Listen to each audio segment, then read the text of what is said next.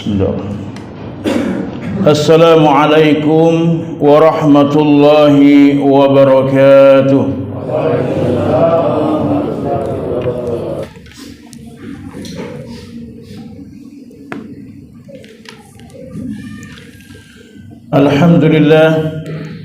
Alhamdulillahilladzi nahmaduhu wa nasta'inuhu wa nastaghfiruh wa na'udzu billahi min shururi anfusina wa sayyiati a'malina may yahdihillahu fala mudilla lahu wa may yudlil fala hadiya lahu asyhadu an la ilaha illallah wahdahu la syarika lahu wa asyhadu anna Muhammadan 'abduhu wa rasuluhu la nabiyya ba'dahu.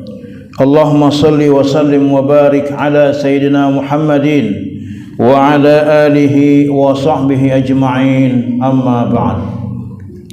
فيا أيها الحاضرون اتقوا الله حق تقاته فلا تموتن إلا وأنتم مسلمون. فقد قال الله تعالى في كتابه الكريم وهو أصدق القائلين أعوذ بالله من الشيطان الرجيم ومن لم يحكم بما أنزل الله فأولئك هم الظالمون. صدق الله العظيم وصدق النبي رسوله الكريم. Ma'asyiral muslimin rahimakumullah, sebagai hamba Allah Subhanahu wa taala patut kita melantunkan puji syukur kita kehadirat Allah Subhanahu wa taala, karena atas izin Allah Subhanahu wa taala di hari yang mulia ini kita berkumpul di tempat yang mulia ini bersama dengan orang-orang yang insyaallah dimuliakan oleh Allah Subhanahu wa taala dalam rangka untuk melaksanakan kewajiban kita sebagai hamba Allah Subhanahu wa taala, yaitu salat Jumat secara berjamaah.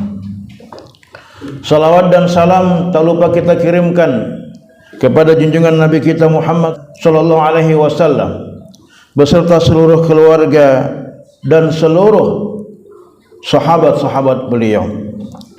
Ma'asyiral muslimin rahimakumullah, di mimbar yang mulia juga ini kami sebagai khatib menyampaikan ketakwaan kepada Allah Subhanahu wa taala. Mari kita senantiasa bertakwa kepada Allah Subhanahu wa taala kapanpun dan dimanapun kita berada, sebagaimana sabda Rasulullah sallallahu alaihi wasallam, ittaqullaha haitsuma kunta, bertakwalah kepada Allah dimanapun kalian berada.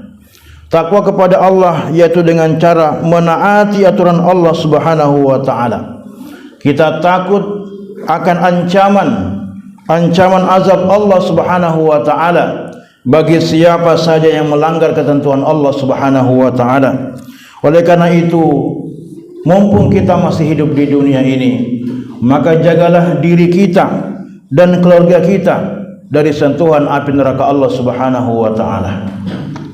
Ma'asyiral muslimin rahimakumullah, di dalam agama kita Islam ini diajarkan keadilan, bukan kezaliman. Agama kita mewajibkan amar ma'ruf nahi mungkar, bukan amar mungkar nahi ma'ruf. Rasulullah sallallahu alaihi wasallam mencontohkan bagaimana keadilan itu dijunjung tinggi tanpa melihat lagi siapa orang tersebut.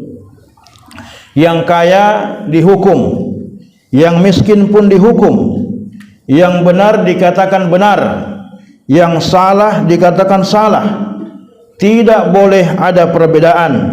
Misalnya karena persoalan jabatan, persoalan kekayaan, kedudukan dan kedekatan dengan para penguasa. Ingatlah bahwa ketidakadilan atau kezaliman adalah dosa yang besar. Kezaliman adalah musuh Allah, musuh agama dan musuh umat. Bahkan Allah Subhanahu wa taala telah mengharamkan kezaliman bagi dirinya. Oleh karena itu, Allah pun mengharamkan kezaliman antar sesama hambanya. Di dalam hadits qudsi Allah Subhanahu wa taala berfirman, "Ya ibadi inni haramtu az-zulma ala nafsi wa ja'altuhu bainakum muharraman fala tadzalamu. Wahai hamba-hambaku, sungguh aku telah mengharamkan kezaliman atas diriku. Aku pun telah mengharamkan kezaliman itu di antara kalian. Karena itu janganlah kalian saling menzalimi. Hadis riwayat Imam Muslim. Rasulullah sallallahu alaihi wasallam pun bersabda, mengingatkan kepada kita kaum muslimin betapa besarnya bahaya kezaliman itu yang kelak akan dihadapi para pelakunya di hari kiamat nanti. Sebagaimana sabdanya dalam hadis riwayat Imam Bukhari dan Muslim, az-zulmu zulumatun yaumal qiyamah. Kezaliman itu akan membawa kegelapan pada hari kiamat nanti. Ma'asyiral muslimin rahimakumullah, di antara kezaliman yang termasuk dosa besar adalah tidak memberlakukan hukum-hukum Allah Subhanahu wa taala. Ini kezaliman terbesar. Tapi justru memberlakukan hukum-hukum buatan manusia. Allah Subhanahu wa taala berfirman dalam surat Al-Maidah ayat 45.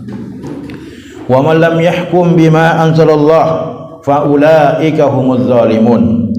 Siapa saja yang tidak berhukum dengan wahyu yang telah Allah turunkan, maka mereka itulah orang-orang yang zalim.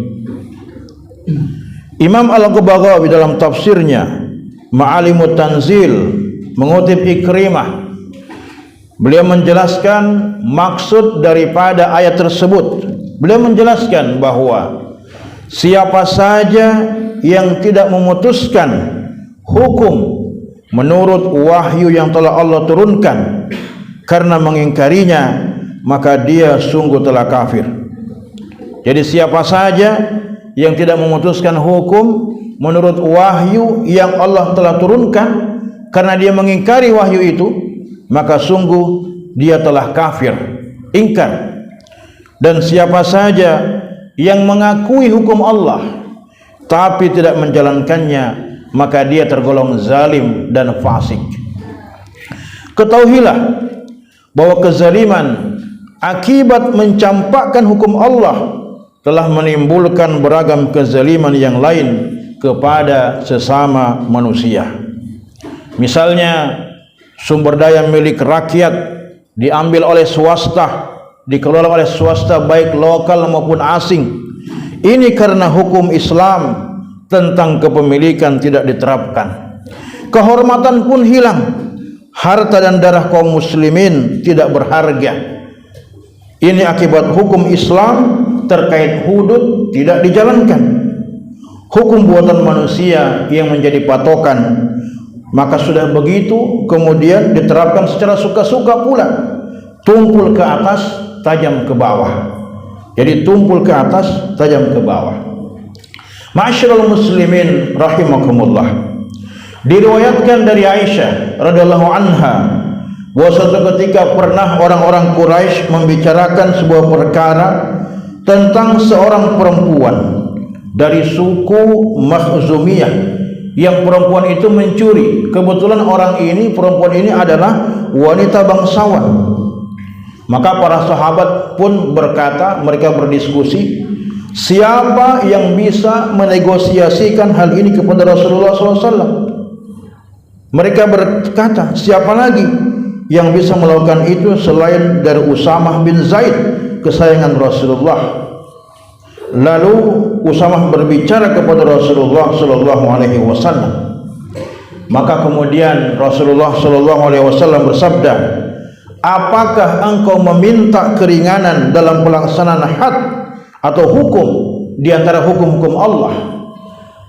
Karena wanita ini wanita bangsawan, wanita terhormat, sehingga ketika dia dihukum potong tangan dalam Islam, ketika dia mencuri, kedapatan mencuri dan sudah sampai nisabnya, maka dia harus diberikan hukuman potong tangan. Tapi karena dia wanita bangsawan, supaya tidak dipermalukan di depan umum, maka para sahabat kemudian meminta keringanan kepada Rasulullah SAW agar si wanita ini diberikan keringanan hukuman.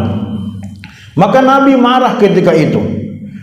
Lalu kemudian Nabi berdiri dan berkhutbah. Lalu beliau bersabda,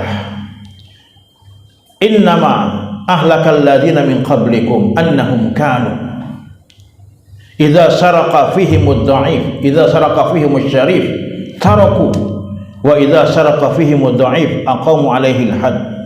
Sesungguhnya yang telah menghancurkan umat-umat sebelum kalian adalah bahwasanya mereka ketika mereka menyaksikan ada orang-orang yang terhormat yang melakukan pencurian, yang melakukan kejahatan, kriminalitas, lalu mereka membiarkannya, tidak menghukumnya.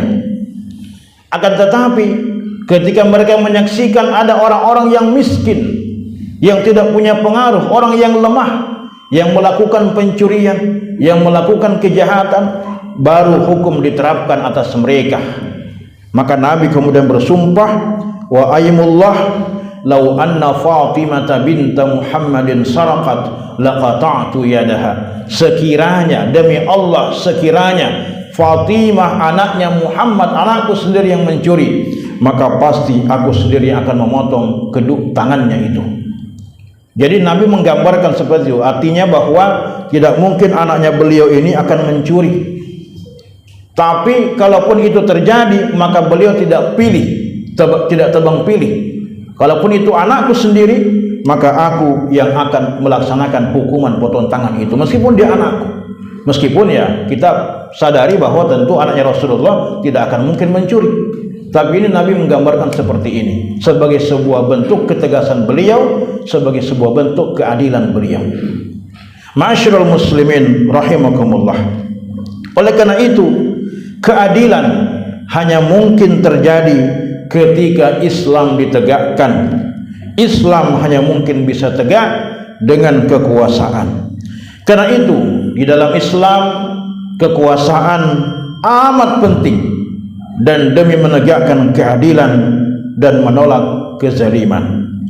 Pentingnya kekuasaan sejak awal disadari oleh Rasulullah SAW. Inilah yang disyaratkan oleh Allah Subhanahu wa taala melalui firman-Nya, "Wa qul rabbi adkhilni mudkhala sidqi wa akhrijni mukhraja sidqi waj'alni min ladunka sultanan nasira." Katakanlah wahai Muhammad, Tuhanku, masukkanlah aku dengan cara masuk yang benar, dan keluarkanlah aku dengan cara keluar yang benar pula, serta berikanlah kepada diriku dari sisi Engkau kekuasaan yang menolong. Al-Isra ayat 80. Imam Ibnu Katsir mengutip Imam Qatadah menyatakan terkait dengan ayat ini, dalam ayat ini jelas bahwa Rasulullah SAW menyadari bahwa tidak ada kemampuan bagi beliau untuk menegakkan agama ini kecuali dengan kekuasaan. Karena itulah maka beliau memohon kepada Allah sebuah kekuasaan yang bisa menolong. Yang menolong seperti apa? Yaitu menolong untuk menerapkan kitab Allah Subhanahu wa taala, memberlakukan hukum-hukum Allah, melaksanakan berbagai macam kewajiban dari Allah, dan menegakkan agama Allah Subhanahu wa taala. Ini kita bisa lihat dalam tafsir Ibnu Katsir. Tidak heran bila para ulama salaf menyebutkan bahwa agama dan kekuasaan itu ibarat dua saudara kembar, dan dikatakan pula bahwa agama adalah pondasi sementara kekuasaan adalah penjaganya. Apa saja yang tidak berpondasi maka dia akan hancur, dan apa saja yang tidak memiliki penjaga maka dia akan lenyap. Oleh karena itu, ma'asyiral muslimin rahimakumullah, hanya kekuasaan yang berorientasi untuk menegakkan, memelihara dan mengemban Islam sajalah yang bisa menghapus kezaliman. Bukankah syariat Allah Subhanahu wa taala datang dari Allah Subhanahu wa taala? Dialah yang maha adil, yang tidak pernah berbuat zalim kepada hamba-hambanya. Tinggal kita memilih apakah kita mau menegakkan aturan Allah Subhanahu wa taala atau justru kemudian jauh dari aturan Allah Subhanahu wa taala. Mudah-mudahan kita semua diberikan hidayah, diberikan pertolongan oleh Allah Subhanahu wa taala untuk tetap istiqamah menegakkan hukum Allah Subhanahu wa taala. Barakallahu wa lakum fil Qur'anil azim wa nafa'ani wa iyyakum bima fihi minal ayati wa dzikril hakim wa taqabbala minni wa minkum tilawatahu innahu huwas samiul alim.